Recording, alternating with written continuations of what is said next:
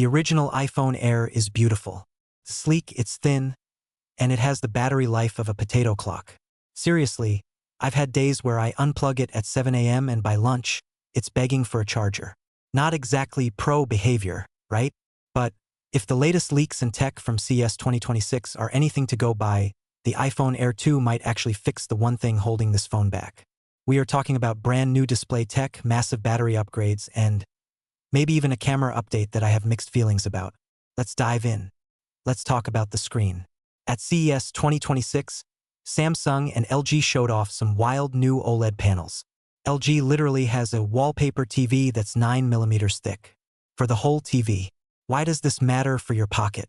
Because it proves that display panels are getting thinner. Reports say the iPhone Air 2 and the upcoming iPhone Fold will likely use a new tech called COE, color filter on encapsulation. I won't bore you with the engineering degree, but basically, it removes a layer from the screen stack. This makes the display brighter, which is great for seeing your memes in sunlight, but more importantly, it makes the panel thinner. And when you save space on the screen, you free up space inside the phone. And what do we desperately need more of inside the iPhone Air? Batteries. Right now, the iPhone Air is sitting at a razor-thin 5.6mm. It's thinner than the Galaxy S25 Edge. But thinness doesn't help when your phone dies during your afternoon commute. Apple could use that extra space from the thinner screen to make the phone even flatter. But come on, Tim Cook, please don't. We don't need a phone we can use to slice cheese. We need juice. The real game changer here is silicon carbon batteries. I've been yelling about this for years. Basically, by swapping some graphite for silicon, batteries can hold way more energy without getting bigger. Look at Honor.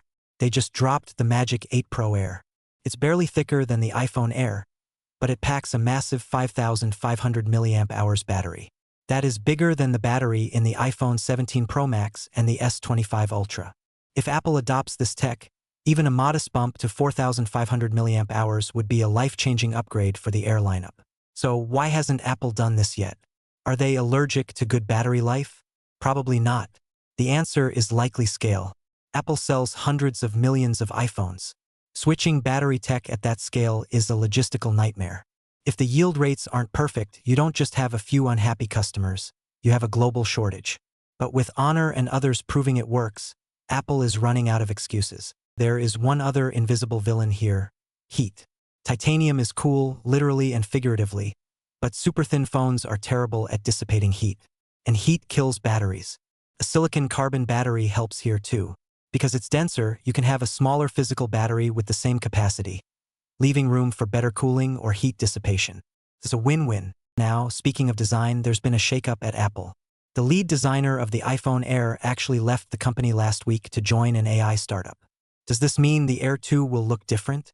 Probably not this year, since designs are locked in way in advance, but it's something to watch. What is changing is the camera. Finally, we are getting a second lens. But hold your applause. Leaks from digital chat stations suggest it's going to be an ultra-wide lens.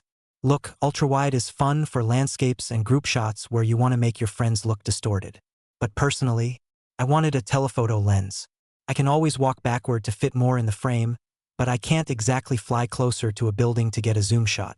Maybe Apple will use some AI zoom magic to make up for it, similar to what Google does, but digital zoom is still digital zoom.